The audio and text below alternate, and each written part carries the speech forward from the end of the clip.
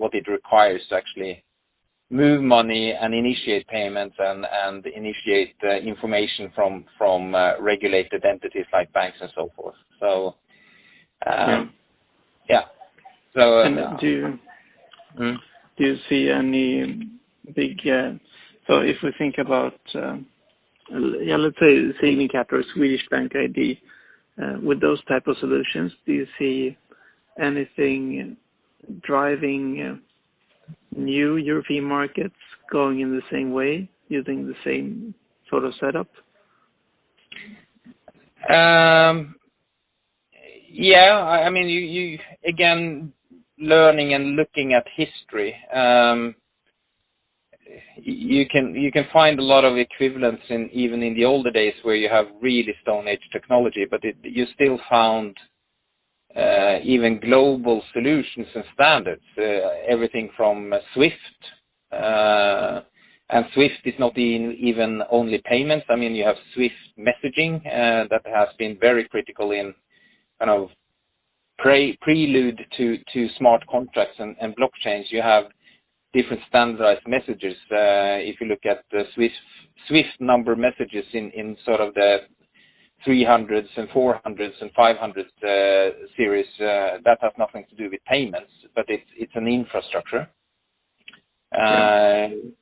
So I think, you could easily translate that into, as you say, bank ID, where you have maybe an overarching standard. You have this,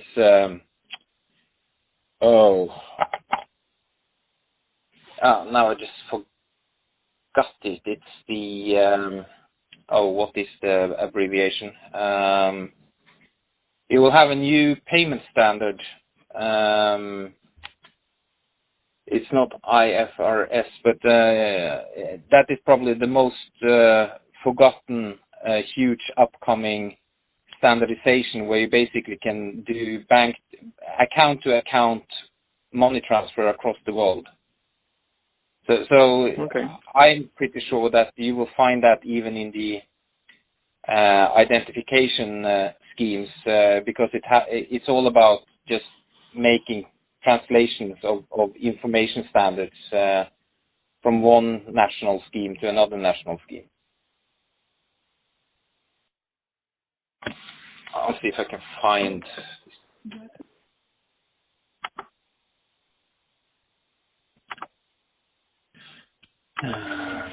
And otherwise, if you could maybe explain about EIDAS.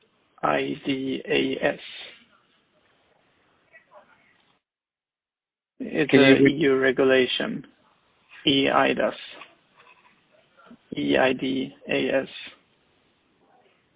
Oh. Yeah, but I'm not on the details on that one. Okay.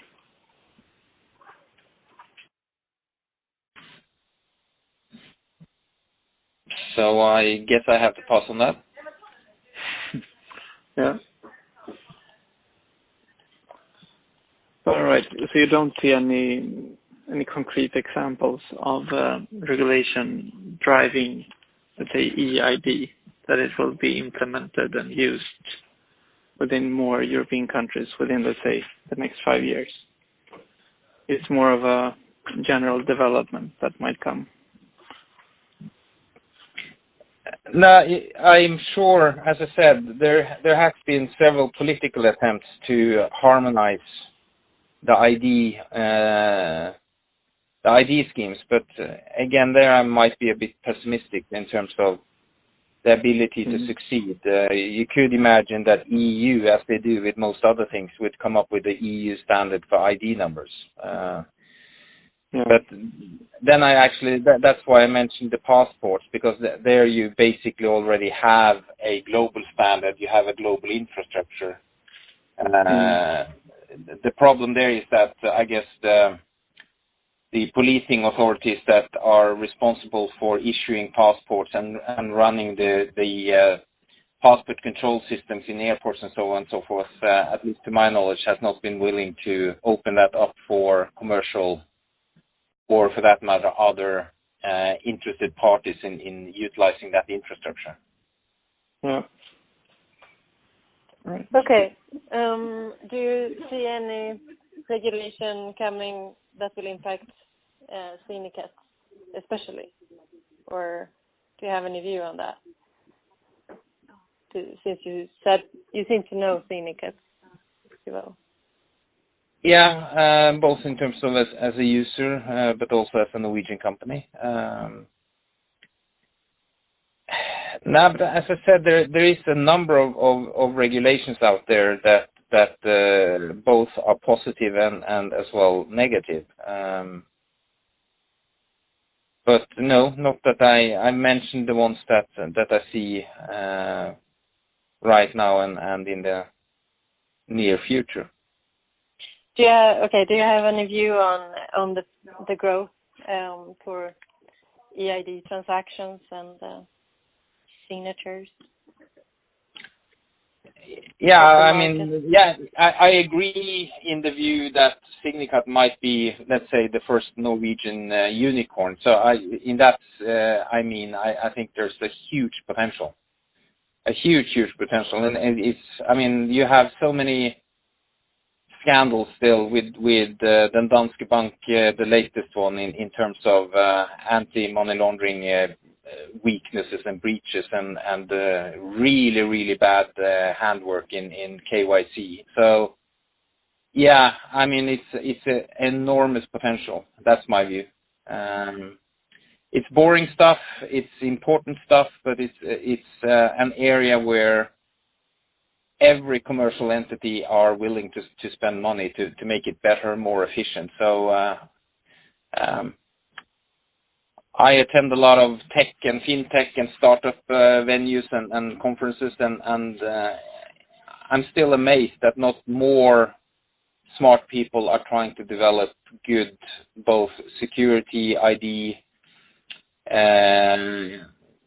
everything that has to do with the identification and the security and the customer process, the customer onboarding process. All those things are still very cumbersome. I just received today a sort of form of 24 pages just for opening a bank account.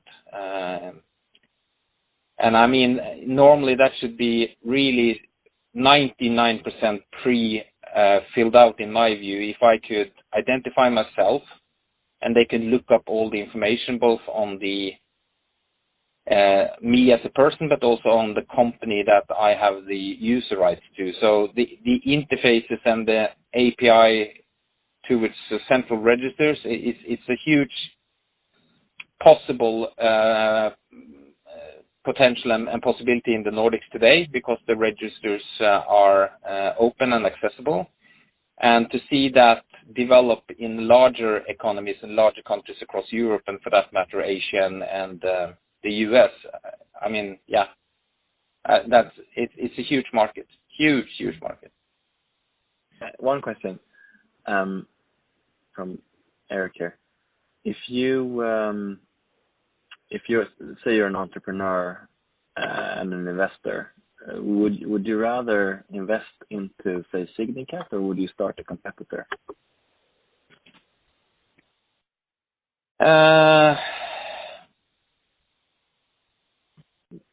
That's a tricky question, isn't it? I mean, yeah, maybe both. I mean, what could be good is because what I'm really talking about is to add, let's say, artificial intelligence to the technical solution of Signicat. Yeah. Because you have to interpret and mold and massage the data that you extract, and do that in combination with the tokens and the certificate technology that Signicat is really doing.